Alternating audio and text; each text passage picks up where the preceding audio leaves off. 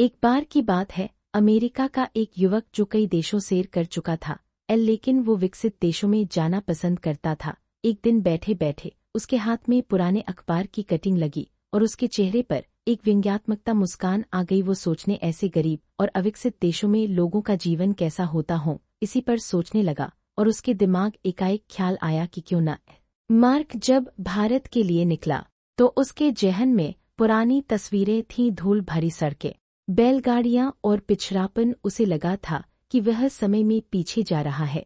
लेकिन जैसे ही उसने दिल्ली एयरपोर्ट पर कदम रखा, उसकी आंखें फटी की फटी रह गईं। कांच की चमक, वर्ल्ड क्लास इंफ्रास्ट्रक्चर, यह वो भारत नहीं था जिसके बारे में उसने किताबों में पढ़ा था।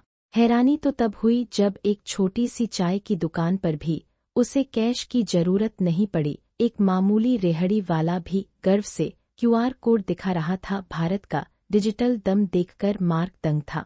फिर उसने देखी वंदे भारत की रफ्तार, शीशे जैसे चमकते हाईवे और बुलेट की स्पीड से दौड़ती ट्रेनें। विकास अब सिर्फ कागजों पर नहीं, मार्क की आंखों के सामने दहाड़ रहा था।